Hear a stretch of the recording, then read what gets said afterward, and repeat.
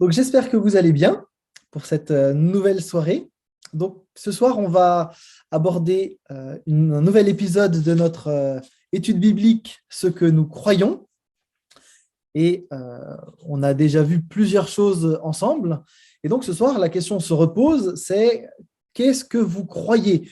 On a dit qu'on croit en la Trinité, que l'on croit en la Bible, parole de Dieu, que nous croyons dans le Dieu créateur. Et ce soir, on va aborder notre quatrième volet, c'est que nous croyons que le péché a tout abîmé. À cause du péché, l'humanité a un problème majeur qui l'empoisonne, le poison du péché, et c'est de cela dont on va parler ce soir. Alors, en introduction, peut-être, j'aimerais vous faire imaginer quelque chose. Imaginez que vous venez de peindre un tableau, un magnifique tableau d'un paysage fantastique. Vous avez passé des heures à observer chaque détail vraiment de chaque feuille, la nuance des couleurs, le reflet dans l'eau, etc. Vous avez peint avec beaucoup de minutie. Vous avez pensé à ceux à qui vous alliez offrir ce tableau. Vous avez investi de l'argent dans les meilleures peintures, les meilleurs pinceaux, et au bout d'une bonne année de labeur, voilà ce magnifique tableau posé dans votre chambre, prêt à être offert. Seulement voilà, vous êtes parti faire quelques courses et votre chat est entré dans la chambre. Et puis votre chat, il est un peu furieux quand même, hein. Et donc du coup, quand vous revenez de vos courses, le tableau, il est au sol, il est déchiré, il y a de la bave de chat qui a sali tout le paysage qui avait été fait main. Et puis, vous avez même une tache d'urine dans le coin droit. Enfin, le tableau est gâché. Des heures de travail ont été réduites à néant. Il y a 2 semaines, on a étudié ensemble les textes de la création. Création du monde d'abord, création des humains, hommes et femmes. Et on avait vu ensemble qu'à la fin de ce double récit, lorsque Dieu avait fini de créer, il dit que cela était très bon. On avait vu ensemble, hein, il y avait une harmonie parfaite. Les humains avaient de quoi manger, de quoi s'occuper, ils avaient un vis-à-vis pour partager la vie. Ensemble, ils avaient reçu l'ordre de dominer la création, de se multiplier. Tout était parfaitement parfait. Et puis, on sait par la suite qu'il y a un chat qui est entré dans la chambre. Le péché a tout gâché. Alors ce soir, je vous propose de commencer par la lecture du chapitre 3, les versets 1 à 7 du livre de la Genèse. Donc, je vous invite à prendre dans vos Bibles, le texte va s'afficher si vous le préférez. Genèse 3. Le serpent était le plus tortueux de tous les animaux des champs que l'Éternel Dieu avait fait.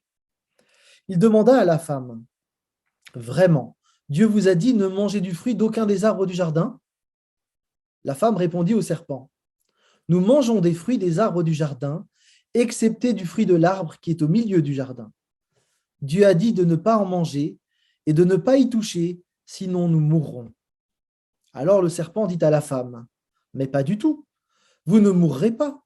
Seulement Dieu sait bien que le jour où vous en mangerez, vos yeux s'ouvriront et vous serez comme Dieu, choisissant vous-même entre le bien et le mal. » Alors la femme vit que le fruit de l'arbre était bon à manger, agréable aux yeux, et qu'il était précieux pour ouvrir l'intelligence.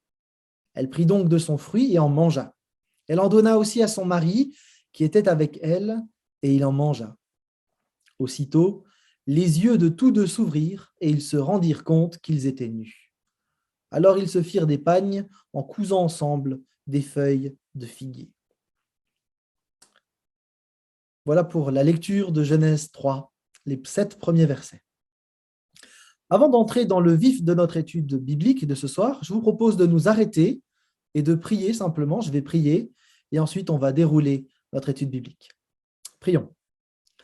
Seigneur notre Dieu, nous voulons te remercier pour ta parole qui veut encore nous enseigner ce soir.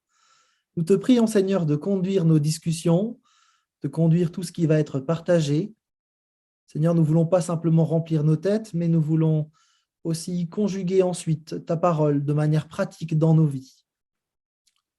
Seigneur, nous te demandons vraiment que tu transformes nos vies au travers de ta parole, que ton esprit nous éclaire et que nous puissions ensuite vivre d'une manière qui t'honore. Amen.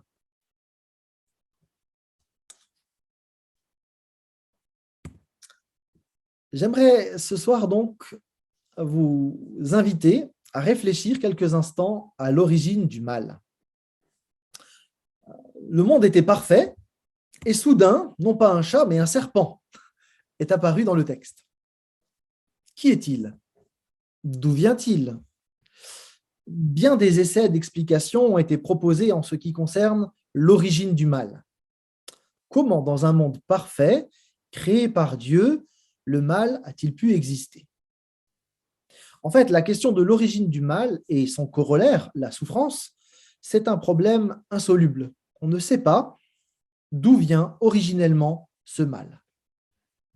Cette réalité, elle est illustrée dans le texte, dans le récit de Job. Job a une souffrance qui est réelle. Il est touché par le mal dans les aspects physiques, psychologiques, spirituels, tous étant liés d'ailleurs. Et Job en appelle à Dieu de différentes manières. Pourtant, malgré toutes ses prières, Job n'a jamais la raison ultime de sa souffrance.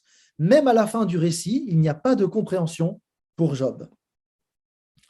Le lecteur de Job a un avantage, c'est qu'il a pu lire un prologue dans lequel lui, le lecteur, peut voir des choses dont Job n'a pas, ou auxquelles Job n'a pas accès. Le lecteur comprend qu'il y a une intrusion avec un être qui cherche à faire du mal, et on sait que cet intrus, c'est vrai, il doit demander l'autorisation à Dieu, mais on ne sait pas d'où il vient, ni d'ailleurs pourquoi Dieu lui permet d'agir. La seule réponse qu'on a dans le texte de Job, c'est dans 2 chapitres, le plus long discours de Dieu dans la Bible, où finalement, Dieu parle à Job qui n'arrête pas de le questionner, et Dieu renvoie Job précisément à l'impossibilité pour lui de saisir toute chose dans l'univers. C'est frustrant. Mais Job n'aura pas la clé de la compréhension du pourquoi le mal. En fait, nous aussi, on aimerait bien interpréter, expliquer les choses pour pouvoir donner un sens aux événements, à la souffrance, au mal, mais on ne sait pas d'où vient le mal qui a provoqué la chute et le cataclysme dont nous allons parler. Alors, pour parler de l'origine du mal, de cette impossibilité de comprendre d'où vient le mal au départ, je vous propose d'écouter Monsieur Henri Blocher, qui est donc un théologien, qui a réfléchi sur la question de l'origine du mal. Je vous propose donc d'écouter une courte vidéo. Ce mystère-là est un mystère auquel je me heurte, un mystère qui me fait mal, un mystère que je ne peux pas pénétrer du tout. Mystère de la permission divine du mal. C'est dans ce sens que je le dis opaque et que je crois pouvoir dire que l'opacité de ce mystère définit la singularité même du mal.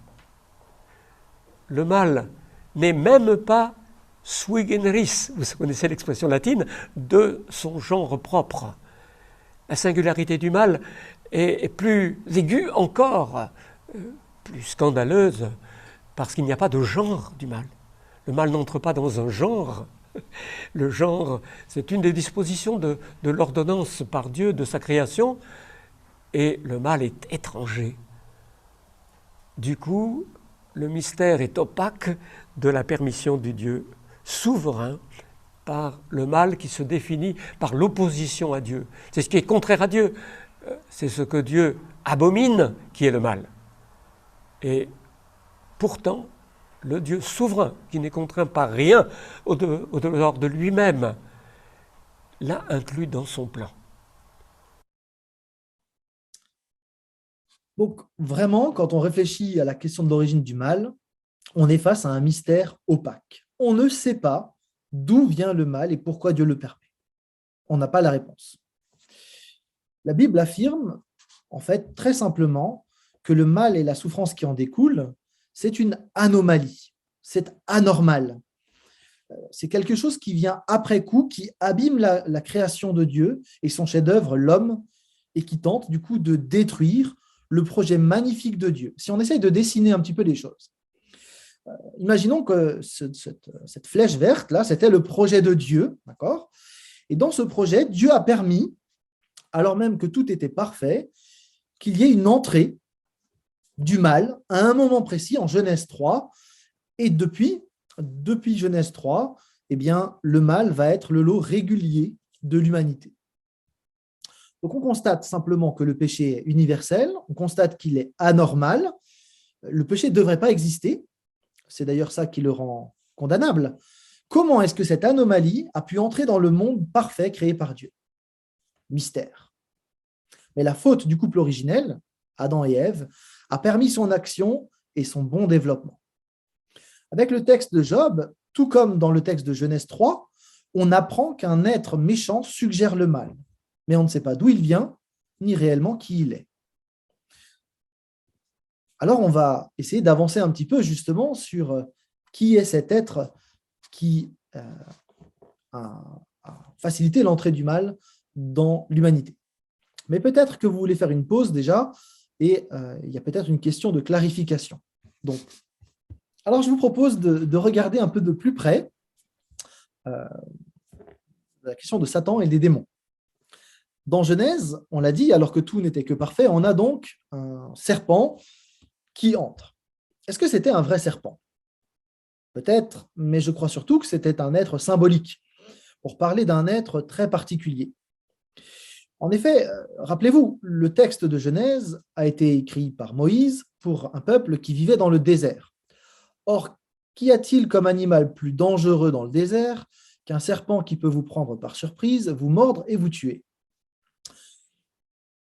Le venin d'un serpent est particulièrement dangereux. Et lorsque Moïse, donc inspiré par Dieu, a utilisé cette image, c'était bien évidemment dans le but de montrer le côté répugnant et dangereux de cet être. En fait, c'est dans Apocalypse 12 que l'on apprend l'identité de cet être. Le serpent ancien, c'est le grand dragon, appelé le diable, le Satan. Cet adversaire est présenté tout au long de la Bible sous des noms divers. On l'appelle l'adversaire ou le Satan, c'est le même mot, le calomniateur, l'accusateur. On l'appelle parfois le diable ou le diviseur, le séparateur, l'ennemi, le malin, le prince de ce monde, le dieu de ce siècle, le tentateur qui pousse les hommes à pécher. Et dans certains textes, on utilise l'idée d'ange de lumière ou porteur de lumière qui a donné Lucifer. Alors, qui est-il? D'entrée, il faut noter quelque chose qui va nous éviter de tomber dans la caricature, c'est que le diable, c'est un esprit. Il ne faut donc pas l'imaginer sous la figure grotesque avec des cornes, une barbiche, une queue et une fourche. Ça, c'est une caricature moyenâgeuse qu'on trouve dans les bandes dessinées. Mais le diable est un être réel, un esprit. On sait d'ailleurs que cet esprit est un être mauvais. Le diable, donc, il se réjouit du malheur des autres. Il n'y a pas du tout de recherche de bien chez lui. En fait, tout est calculé pour faire du mal.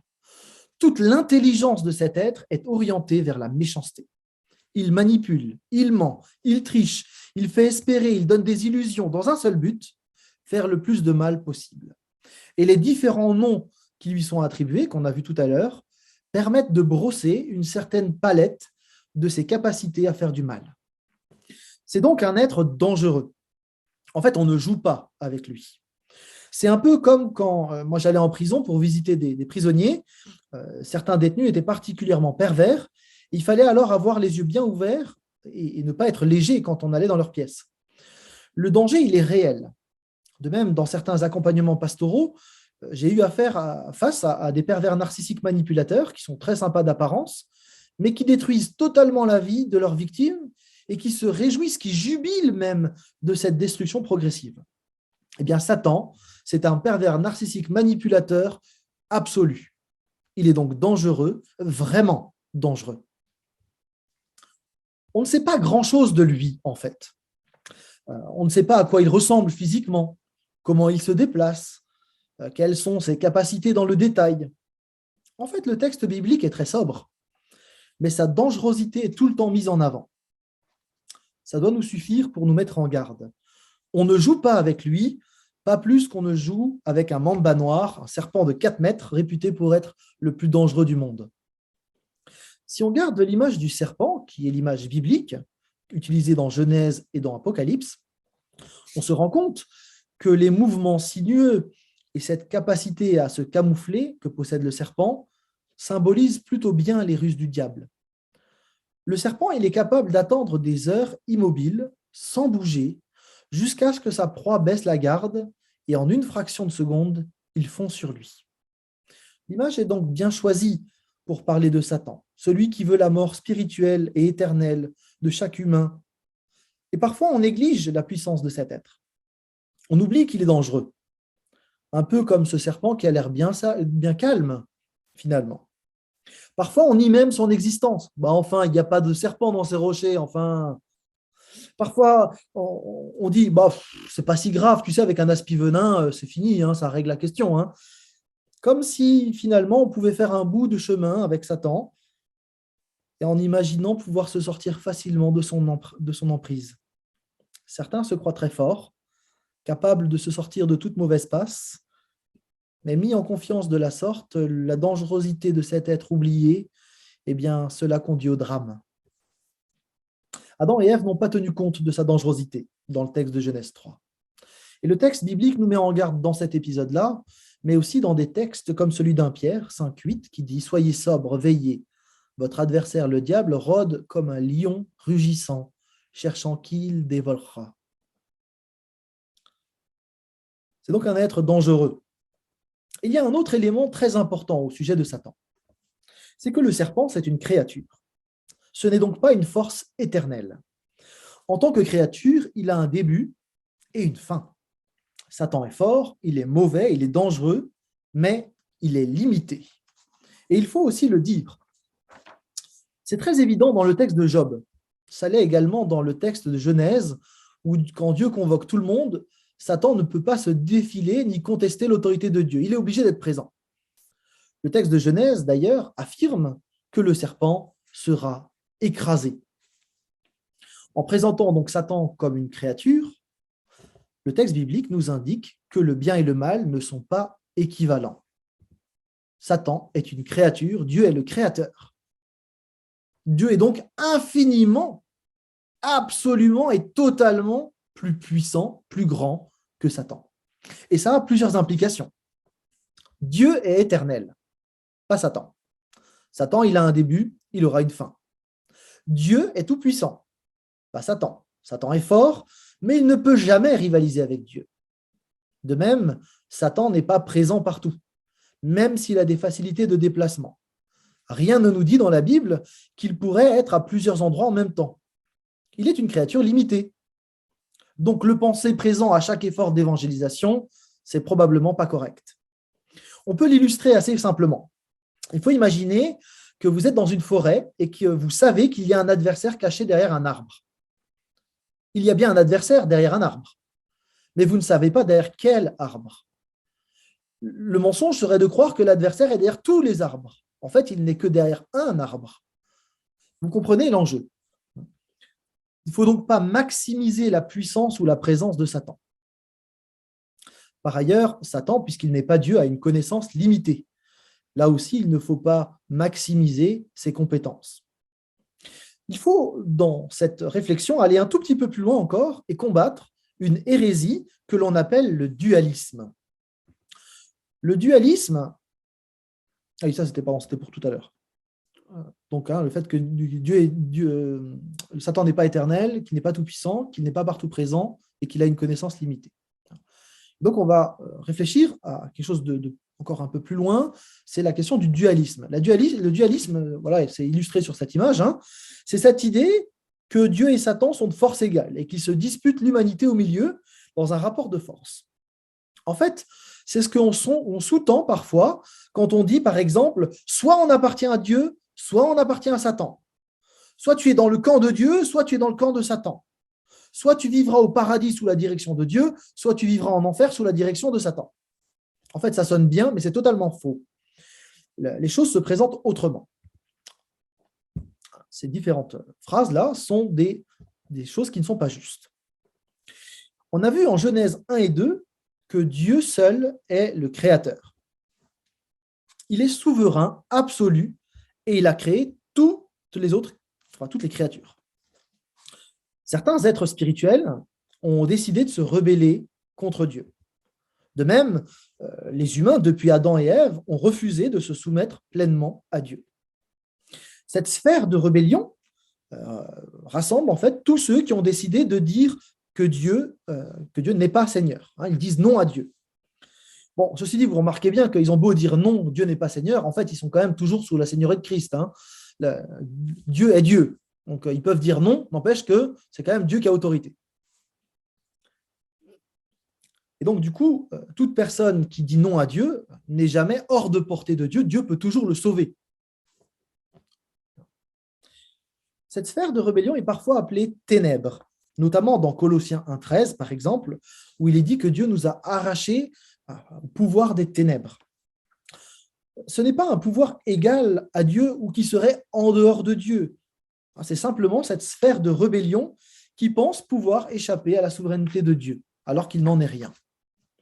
Dans cette sphère de rébellion, ces ténèbres, si vous voulez, on peut mentionner plusieurs choses dont Paul parle dans Éphésiens 2. Dans Éphésiens 2, Paul mentionne plusieurs éléments qui sont dans cette rébellion. Je ne vais pas tout lire le texte, vous pouvez le relire chez vous. En général, on dit qu'il y a 3 ennemis, pour faire simple. On a le monde, c'est ce système qui nous entoure et qui est opposé à Dieu. On a la puissance du péché, qui cherche à nous faire agir contre ce que Dieu veut. Et puis donc, le diable, Satan et les démons qui veulent nous faire du mal. Donc, tous ces éléments-là font partie de la sphère de rébellion. Mais vous voyez bien que tout n'est pas Satan.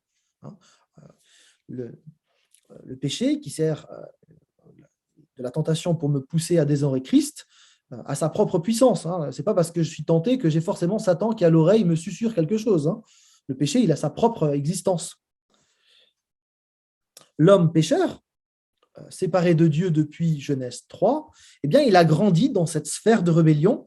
Il ne reconnaît pas l'autorité de Dieu, parfois avec mépris, parfois avec indifférence. Mais, comme j'ai dit tout à l'heure, il n'est jamais hors de portée de Dieu.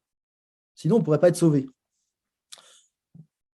Il n'est pas non plus dans une autre réalité qui le séparerait d'une manière infinie de Dieu, qui ne pourrait plus le rejoindre. Dieu peut le sauver. Donc, Dieu n'a pas besoin de se battre contre un adversaire de force égale à lui, et avec un peu de chance, il gagnera la personne qu'il a envie de sauver. Non, Dieu est Dieu. Et donc, précisément, cette sphère de rébellion, eh bien, elle a été vaincue par Christ. Christ a vaincu le monde, le péché et Satan à la croix. Et le pécheur qui demande pardon et qui reçoit le cadeau gratuit de Dieu, eh bien, il sort de la sphère de rébellion, il est arraché de la sphère de rébellion et il fait partie, du coup, de cet ensemble qui reconnaît que Christ est Seigneur. Et l'Église, c'est ça. L'Église, c'est la partie de l'humanité qui reconnaît que Dieu est Dieu, qu'il est le seul souverain, avant que tout le monde soit obligé de le reconnaître lorsque la sphère de rébellion sera totalement détruite lors du retour de Christ. C'est pour ça que le dimanche matin, on se rassemble avec d'autres chrétiens qui reconnaissent la même autorité de Christ. Et on se réunit le dimanche parce que c'est le jour de la résurrection, le jour de la victoire. Donc nos cultes, ils sont là pour célébrer cette victoire. On a été arraché des ténèbres et on veut reconnaître ensemble la souveraineté absolue de Dieu. Vous comprenez bien que pécheur ou gracier, en fait, l'homme, il n'est jamais dans une autre sphère que dans celle où Christ, où Dieu règne. Donc on n'est pas soit dans le camp de Dieu, soit dans le camp de Satan. On peut être rebelle avec Satan, mais même là, on est toujours sous l'autorité de Dieu. On peut ne pas la reconnaître, n'empêche qu'on est bien sous l'autorité de Dieu. On revient donc à Satan. On a dit c'est un être mauvais, mais ce n'est pas comme ça qu'il a été créé, parce que Dieu avait créé toute chose bonne. Comment le mal est-il entré? C'est le mystère opaque. Plusieurs interprètes de l'Écriture voient dans les paroles d'Ésaïe 14 contre le roi de Babylone et dans la complainte d'Ézéchiel sur le roi de Tyr des allusions à la chute de Satan. Comme ces textes ne sont pas appliqués au diable par les auteurs du Nouveau Testament, nous ne sommes pas obligés de les interpréter de la sorte. Le rapprochement est pourtant assez plausible. Si on abonde dans ce sens, on peut dire que cet être resplendissant, un ange de lumière, Satan, est tombé par orgueil et par présomption. Il semble être ainsi le plus puissant de tous les esprits déchus, premier adversaire de Dieu et de l'homme, mais de loin pas le seul. Sur cette base, Tertullien, un éminent théologien de Carthage en Tunisie au IIe siècle, parlait de Lucifer comme étant le plus sage de tous les anges avant d'être le diable. De leur côté, les démons sont d'autres anges qui auraient suivi le diable dans sa rébellion et dans sa chute. On sait que ce sont des anges déchus qui veulent détruire l'œuvre de Dieu, qui veulent tromper le plus de personnes possible, qui ont un lien avec l'idolâtrie et les faux prophètes. Ce sont des esprits impurs, esprits de mensonge, et ils peuvent agir sur les humains. Les conversations qui s'engagent entre Jésus et les démons prouvent que ce sont des êtres personnels. La Bible, en tout cas, en parle comme d'une réalité. Ceci dit, la Bible reste sobre sur leur description, et je vous invite à être assez prudent lorsque vous avez des gens qui vous font des laïus et des laïus sur les démons. En fait, la Bible ne dit que très peu de choses, de la même manière qu'elle dit très peu de choses sur Satan. La Bible estime que nous avons juste à savoir qu'ils existent et que Christ les a vaincus. Nous n'avons donc pas besoin de courir après eux, de les chasser avant de faire une campagne d'évangélisation. D'ailleurs, dans la Bible, je vous ferai juste remarquer que ce sont toujours les démons qui vont au-devant de Jésus et des disciples, et ce n'est pas l'inverse. Ce n'est pas Jésus qui va de ville en village pour chasser les démons de manière active. Par contre, quand ils se manifestent, Jésus, comme les disciples, ont prié pour libérer ceux qui étaient sous leurs influences. D'ailleurs, en ce qui concerne la libération de puissances démoniaques, il n'y a pas besoin de rituels, de prières spécifiques, forcément d'imposition des mains ou de l'huile venant d'Israël. Ce n'est pas la méthode qui doit être bien appliquée à la lettre qui va permettre de libérer les personnes. C'est en invoquant le nom de Jésus-Christ que l'Église peut accompagner vers la liberté de toute influence démoniaque. Ceci étant, ce n'est pas quelque chose qu'on fait à la légère. L'épisode des fils de Sheva est là pour nous rappeler la dangerosité de ces êtres en Acte 19. Mais nous n'avons pas non plus besoin d'être terrifiés par ces créatures méchantes qui ont été vaincues et qui ne font jamais le poids face au Dieu tout-puissant qui libère et protège. Là encore, pas de dualisme entre les forces des ténèbres et Dieu le Créateur. Je vous propose donc maintenant de regarder de plus près la chute de l'humain et la réalité du péché. Maintenant qu'on a regardé un petit peu Satan et ses démons, en fait, il y a parfois un débat parmi les chrétiens pour savoir si c'est Adam ou si c'est Ève qui a été tenté et finalement qui a échoué face au péché. Alors certains en tirent des principes assez douteux. Le texte biblique, dans Genèse 3, affirme très nettement que c'est le couple humain, ensemble, qui a failli. La femme a vu, mais son mari était avec elle. C'est Larry Crabb qui explique que le silence d'Adam est un silence coupable. Il est à côté de sa femme et il n'intervient pas. Il faut redire ici, puisque l'homme a été créé bon, en fait, le péché n'est pas un élément constitutif de sa nature humaine. Le péché est un accident, le résultat d'une séduction venue du dehors. Il aurait pu, et surtout il aurait dû, ne pas se produire. Le mécanisme... j'ai cité Jules Marcel Nicole.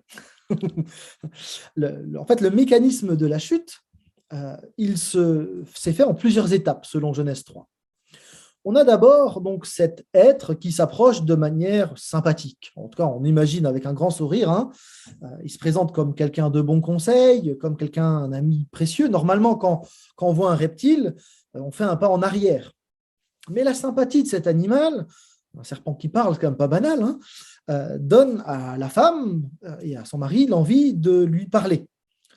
Certains d'ailleurs disent que l'homme et la femme étaient à proximité de l'arbre interdit, et peut-être que cet interdit les intéressait. Peut-être. En tout cas, Satan s'approche, déjoue leur méfiance, et l'homme et la femme sont là à écouter ce que dit Satan. Et voilà la première étape du plan diabolique mis en place pour faire chuter les humains. Et voilà qui rentre en discussion. L'homme et la femme entendent pour la première fois une autre voix que celle de Dieu. Lorsque Dieu parle et qu'il est écouté, tout va bien. Par sa parole, Dieu a créé le monde parfait. Mais là, on a une autre voix qui se fait entendre, et parce qu'elle va être écoutée, le désordre, le malheur et le chaos vont s'introduire. Et Satan les manipule avec le doute. Est-ce que Dieu a réellement dit que? En fait, c'est une question, vous êtes obligé de répondre non. Est-ce que maman a réellement dit de ne pas prendre du chocolat? Non, elle n'a pas dit ça.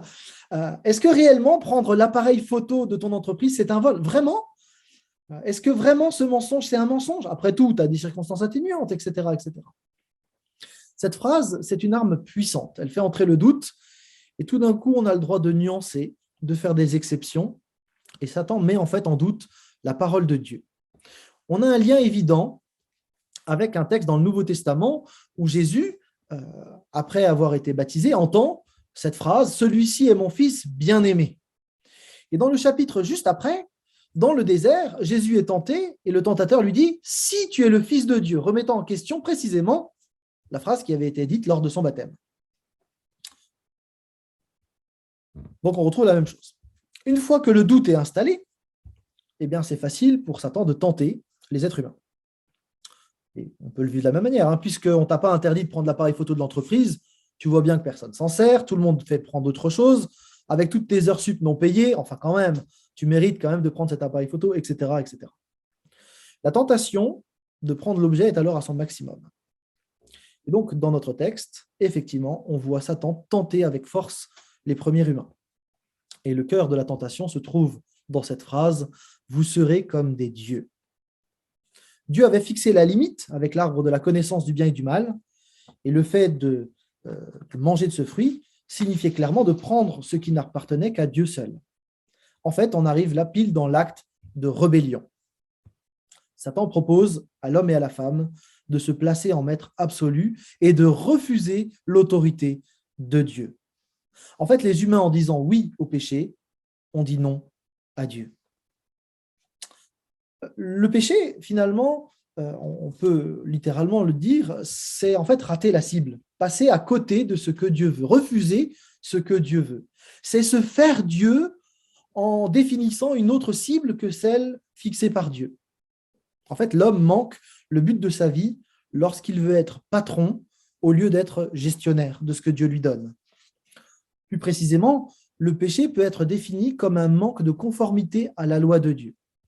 C'est saint Augustin qui définissait le péché comme étant tout ce qui est dit et fait ou convoité contre la loi éternelle.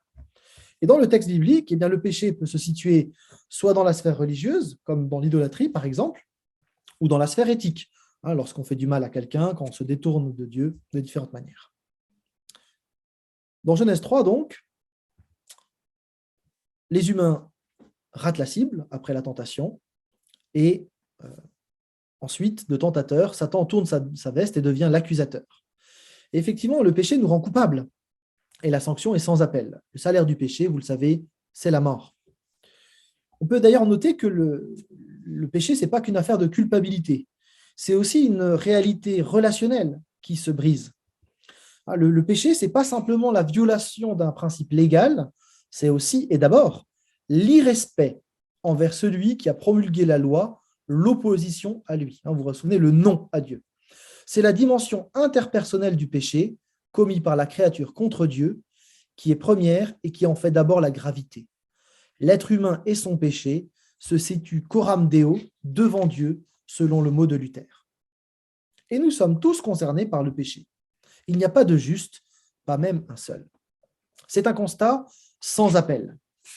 Pourtant, nous, les humains, on imagine un certain nombre de fausses excuses que liste Roland Frauly dans un de ses articles.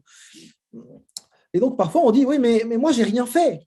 C'est peut-être ce qui fait notre tort, parce que omettre de faire le bien, c'est déjà péché. Dans le jugement dernier, dans Matthieu 25, c'est le verre d'eau qu'on n'a pas donné à celui qui était assoiffé qui devient notre motif de condamnation. D'autres disent, oui, mais je ne savais pas. On peut pécher par ignorance, n'empêche que c'est quand même encore un péché. Et donc, ce n'est pas une excuse recevable. Paul précise d'ailleurs que la loi de Dieu est inscrite dans le cœur de ceux qui n'ont pas même accès à sa révélation particulière. Le fait que nous ne soyons pas conscients de certains péchés et notre aveuglement sont d'ailleurs des conséquences du péché. C'est donc nécessaire que notre conscience soit éclairée par le Saint-Esprit et par la parole de Dieu. On pourrait dire, mais je ne l'ai pas fait exprès.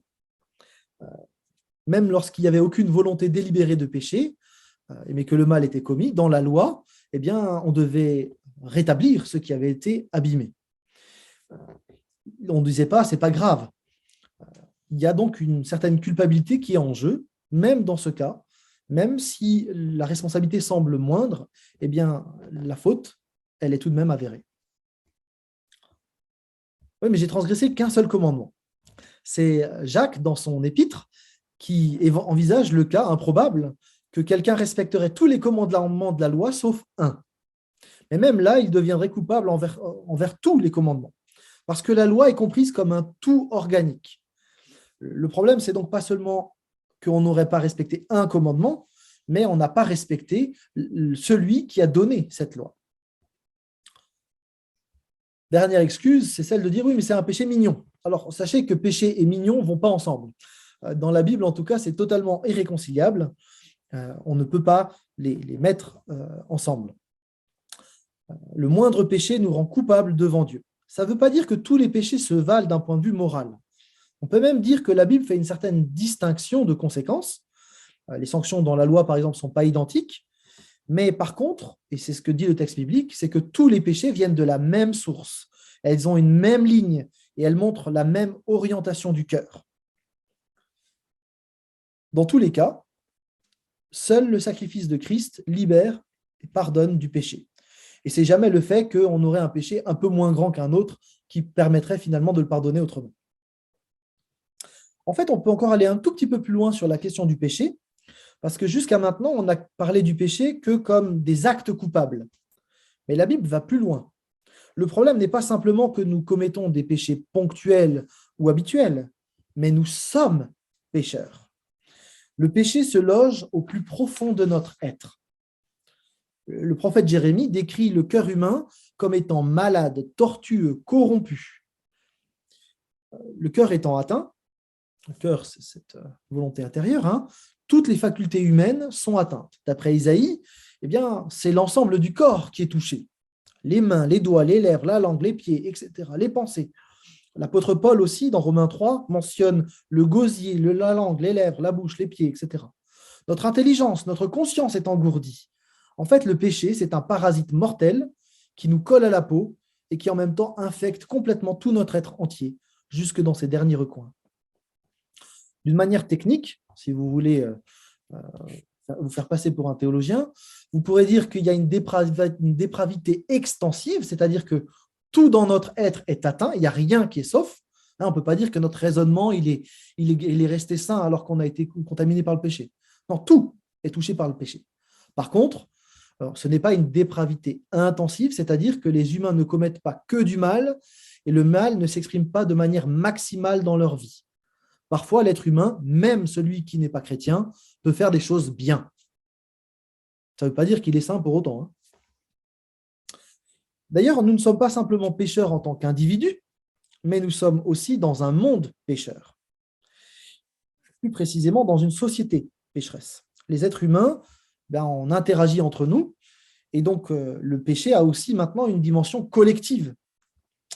Et vous savez que dans la Bible, il y a plusieurs collectivités qui sont interpellées pour leurs péchés. On parle des vaches de Basan, c'est avec Amos. On a parfois des villes qui sont apostrophées, Chorazin, Bethsaïda. Parfois, c'est un parti religieux, les pharisiens, ou une église, ou tout un peuple qui sont interpellés à cause du péché. Je vous propose de regarder, toujours sur la question du péché, les conséquences de la chute. Parfois, j'ai pu entendre, moi, des personnes qui disaient « Ouais, enfin bon, quand même, c'est faire tout un cirque pour une pomme, franchement, c'est un peu exagéré. » Bon, déjà, ce n'était pas une pomme. Bon, ce n'est pas une photo d'époque, ceci dit. Mais l'idée, c'est que c'est un fruit qui était goûteux, un fruit symbolique qui représente quelque chose de bon, de désirable, qui donne envie et qui, en même temps, est mortel. Le péché, d'ailleurs, a des conséquences énormes. C'est un véritable cataclysme qui s'abat sur l'humanité, sur l'ensemble de la création. Permettez-moi de vous montrer le sombre tableau. Vous avez d'abord les yeux qui s'ouvrent sur la désunion du couple. Il n'y a plus d'harmonie. Vous vous souvenez, dans Genèse 2, le couple était nu, heureux, etc. Là, ils se sentent mal dans leur peau, ils éprouvent le besoin de se cacher et il n'y a plus d'harmonie entre eux. Au verset 8, alors que leur relation était une communion intime, parfaite avec Dieu, voilà qu'ils ont peur de Dieu. C'est la première fois où l'homme a peur. Et c'est répété 2 fois au verset 10 encore. Tout était parfait. La seule émotion vécue jusque-là, c'était la joie et le bonheur. Là, l'homme éprouve de la peur. Il vient de perdre la confiance qu'il a vis-à-vis de Dieu et aussi vis-à-vis de sa femme. Verset 12, la désunion se poursuit. C'est à cause de la femme. On est loin du projet d'harmonie prévu par Dieu. C'est maintenant chacun pour sa peau. L'homme n'assume pas ses responsabilités, il se place en victime. Et puis, la femme va accuser le serpent. Et puis, en fait, on est là, au lieu d'avoir deux êtres responsables, on est avec deux personnes victimes, incapables de reconnaître leur tort et incapables de décider. Elles ont été manipulées, elles refusent toute responsabilité. Mais ce n'est pas tout. La souffrance entre dans le monde, avec tout ce qui la compose. La douleur de l'enfantement, la difficulté du travail, la pénibilité, la fatigue, le stress, etc. La nature qui donnait des fruits en abondance devient réticente à produire du fruit. C'est à la sueur du front maintenant que chaque humain retirera sa subsistance. Avec en plus la mention des vêtements de peau, nombreux sont ceux qui affirment que la violence fait aussi son apparition avec les premiers animaux tués. La mort fait son entrée également dans le monde idéal créé par Dieu. Alors qu'ils avaient une relation directe avec Dieu, tout d'un coup, l'homme et la femme ne peuvent plus être face à lui. Ils ont perdu la relation avec l'auteur de la vie et ils sont chassés. Donc il faut bien voir le cataclysme qui est la conséquence de la chute. Ils se voient privés finalement, les humains, de tout ce très bon que Dieu avait fixé. Et ces conséquences, finalement, elles perdurent jusqu'à aujourd'hui. Alors, est-ce que Dieu pouvait rien faire, vraiment? Pourquoi est-ce qu'il a laissé les choses se passer comme ça? On peut dire que Dieu a laissé les humains libres pour qu'ils ne soient pas des marionnettes et qu'ils puissent utiliser leur créativité pour l'aimer, pour l'adorer. Mais les humains s'en sont servis pour se détourner et satisfaire leurs propres désirs. L'être humain est donc chassé de la présence de Dieu et tous leurs descendants, nous y compris, nous commençons notre vie avec ce péché en nous tel un poison, une maladie incurable qui est héritée par nos premiers parents. En fait, nous sommes pécheurs dès notre naissance, même dès notre conception. La perversion commence dès le sein maternel. Dès leur conception, les humains sont orientés vers le mal. Ils vivent dans un monde marqué par le mal. Comprenez, ce n'est pas l'être humain, la nature humaine en soi le problème, parce que le récit de la création nous montre bien que l'être humain avait été créé bon, mais il y a eu une irruption du mal. En fait, cette séparation entre d'un côté l'existence de l'humain et de l'autre côté le péché qui s'est introduit, c'est une particularité de la Bible. On n'a pas le bien et le mal qui coexistent de toute éternité. Et ça, en fait, c'est plutôt une bonne nouvelle. Parce que vous voyez que sous la flèche rouge, en fait, il y a encore la flèche verte. Ce qui veut dire que, en fait, Dieu, au moment où il arrêtera la flèche rouge, où le mal sera supprimé, eh bien, le projet parfait de Dieu reprendra ce qui était prévu. Alors justement, pour terminer, que dit la suite du texte biblique concernant la chute? La suite du texte biblique révèle d'abord que les êtres humains ont le droit de dire à Dieu leur souffrance. C'est plutôt quelque chose à relever. Dieu n'est pas insensible à ce qu'on peut vivre dans ce monde marqué par la souffrance, le péché, la tentation, etc. Et on peut se tourner vers lui pour trouver du secours, du réconfort et de la consolation. Ensuite, Dieu est venu lui-même dans ce monde. Lui, le Dieu parfait, le Dieu saint, est venu dans ce monde souillé pour apporter une réponse ultime au cataclysme du péché. Il est pleinement Dieu. En lui résidait la vie. Cette vie était la lumière des hommes. La lumière brille dans les ténèbres, nous dit Jean 1, et les ténèbres ne l'ont pas étouffé. Lors de sa venue, Jésus a confirmé les paroles prophétiques qui avaient été annoncées, qui disaient que le mal aurait une fin. Et Jésus a confirmé ça en disant, oui, effectivement, il y a un moment où il y aura une fin de souffrance, et je suis venu, le royaume de Dieu approche, il est là avec moi, Jésus. Il y a cette réalité qui est annoncée. Le mal n'est donc pas éternel. Il s'est introduit dans le projet parfait, mais sa fin est programmée. D'ailleurs, pour attester cette réalité que le royaume de Dieu était proche, eh bien, Jésus a posé des actes concrets où finalement des personnes ont pu être guéries, il y a eu des résurrections, il y a des démons qui ont été chassés, autant de prodiges qui attestent à la fois que Jésus était bien Dieu et qu'en même temps, le royaume de Dieu va pleinement être mis en place prochainement. Pour enlever le problème du péché, pour le vaincre de manière définitive, eh bien Jésus s'est offert. Il a payé le prix de la rébellion. C'est utile de savoir que la crucifixion, c'était la torture réservée par les Romains à tous les rebelles contre Rome. En fait, on ne crucifie pas n'importe qui. On crucifie tous ceux qui refusent de reconnaître l'autorité de Rome. Eh bien, Jésus-Christ s'est laissé crucifier en prenant notre rébellion que nous avions vis-à-vis de Dieu. Lui, le juste, il a pris nos injustices, il a pris notre indifférence, notre insoumission, il a pris sur lui le parasite de cette maladie mortelle qu'est le péché. Celui qui demande pardon, reçoit le cadeau de sa vie, est définitivement guéri du péché. Alors, il y a plus encore. Jésus n'est pas resté mort, vous le savez. Il est revenu à la vie. Le mal, la mort ne pouvait pas tuer Dieu. Et Jésus est retourné dans sa gloire divine. En même temps, il a fixé une échéance, un moment où tout sera arrêté définitivement, en rappelant qu'il viendrait de manière définitive. Et du coup, depuis la résurrection de Jésus, vous avez un compte à rebours final qui s'est déclenché. Bon, j'ai mis 59, mais on ne connaît pas ni le jour ni l'heure. Hein. Et nous sommes ce petit bonhomme-là qui vit en fait entre la période de la résurrection et le retour de Christ. On est entre les deux. Bon. Et donc, qu'est-ce qu'on peut garder de ce 4e article de foi, maintenant qu'on a vu tout ça? D'abord, on peut dénoncer le mensonge qui est souvent relayé en France et qui fait croire que l'homme est bon à la naissance.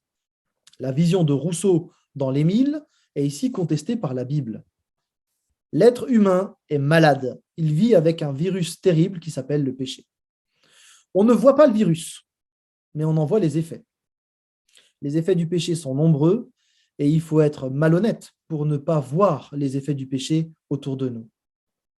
Mais comme dans le cas où vous êtes malade, vous avez besoin du bon traitement pour soigner le virus qui vous attaque, de la même manière pour soigner le virus du péché, ça ne sert à rien de prendre toutes les aspirines du monde. Hein. Il y a un seul remède, et ce remède s'appelle Christ. Il n'y a aucune religion qui n'en parle. Seule la Bible parle de Jésus-Christ. Je trouve magnifique de réaliser que malgré tout le mal, malgré tout le péché qui nous rend si sales, si vils, si médiocres, Dieu nous a aimés au point de venir lui-même dans ce monde. Dieu ne nous a pas rejetés. Il est venu nous sauver. Le texte de Genèse 3 l'illustre très bien, de manière très belle. À la fin de Genèse 3, vous voyez que Dieu appelle l'homme et lui dit « Mais où est-ce que tu es ?» Il vient le chercher. Et dans Genèse 3,15, évidemment, on annonce cette mort du serpent, la fin du mal. Autre chose à retenir, c'est que le péché, ce n'est pas une petite chose insignifiante. C'est un cataclysme. Un cataclysme qui a détruit tout ce que Dieu, ou abîmé plutôt, tout ce que Dieu avait mis en place. En fait, le péché est trop grave pour qu'on n'en parle pas, disait Wesley. Le péché, c'est grave. Il faut en parler. Il faut convaincre les gens que c'est grave. On a peut-être pris l'habitude un peu rapide de ne pas parler du péché et de parler surtout du salut. Or, en fait, il ne peut pas y avoir de salut sans prise de conscience du péché. Les humains que nous sommes, nous avons un problème. Dans le verre de notre vie, il y a de l'arsenic, un poison mortel. Et on ne peut pas faire comme si tout allait bien dans le meilleur des mondes. Et l'Église a, de ce point de vue, sa responsabilité qui est engagée pour parler de cette réalité du péché. À cause de la gravité du péché, on ne peut pas le tolérer dans notre vie. Il y a 2 mensonges que nous devons éviter en tant que chrétiens. 2 mensonges au sujet du péché. Certains disent, peu importe la manière de vivre, du moment qu'on croit en Jésus, ça va bien. Parfois avec même l'idée qu'il n'y a aucun péché. Vis ta vie, aime Jésus, c'est cool. Il n'y a rien de problématique. Ce premier mensonge s'appelle le laxisme. À l'inverse, d'autres disent, si tu pêches, ça remet tout en question. Si tu pêches, tu perds ton salut. Tu dois vivre une vie parfaite en tout point pour être sauvé. Si tu fautes juste avant de mourir, tant pis pour toi, tu vas y rester. Ce second mensonge s'appelle le légalisme. Dans les 2 cas, ce n'est pas l'évangile. L'évangile nous dit que ce n'est pas nos efforts qui apportent le salut, c'est Christ seul qui libère du péché. Et en Christ seul, on trouve le salut. Mais l'évangile, ce n'est pas une licence pour faire n'importe quoi. Dieu n'est pas un papy gâteau presque sénile qui capte rien Mais nous, on est appelés à vivre dans la lumière de la résurrection parce que celui que nous servons a donné sa vie pour nous. Dieu est un Dieu de grâce et je suis appelé à l'honorer dans tous les aspects de mon existence. On ne veut donc pas vivre une vie marquée par le péché. Nous sommes le peuple de Dieu qui ne tolère pas le péché dans nos vies. Que ce soit dans nos propres vies, dans l'Église, il y a donc des choses qui n'ont pas leur place. L'amour fraternel n'est pas une excuse pour tout accepter. À l'inverse, le manque d'amour est un péché. Je dois à John Stott la citation suivante, et je termine avec cette citation avant de conclure avec la confession de foi. Certains chrétiens sont si déterminés à donner à l'amour la première place qu'ils en oublient la vérité révélée. Faisons couler nos différences doctrinales dans l'océan de l'amour fraternel, nous disent-ils. D'autres sont également trompés dans leur quête de la vérité aux dépens de l'amour. Leur zèle pour la parole de Dieu est si grand qu'ils en deviennent durs, amers et sans amour. L'amour devient sentimental s'il n'est pas accompagné de la vérité. Et la vérité devient dure si elle n'est pas adoucie par l'amour. Nous devons préserver l'équilibre et grandir non seulement dans l'amour, mais aussi dans le discernement. Alors on conclut, comme à chaque fois, avec l'article de foi qui nous concerne pour aujourd'hui. Nous croyons que créés moralement justes et bons, nos premiers parents ont consciemment désobéi à leur Créateur. Ils ont ainsi perdu leurs conditions premières et la création tout entière subit les conséquences de leur faute. Nous croyons que depuis lors, tous les hommes, à l'exception de Jésus-Christ, se trouvent dans leurs conditions naturelles, séparés de Dieu, enclins au mal, asservis au péché et soumis à la domination de Satan. Ils transgressent les lois divines et demeurent en conséquence exposés à une perdition éternelle. Nous croyons cependant que Dieu, dans sa bonté, offre aux hommes un accès à sa grâce. Tout être humain est appelé à répondre à cette offre de façon responsable durant sa vie présente, à la clarté des lumières qui lui sont accessibles, ce qui détermine son sort éternel.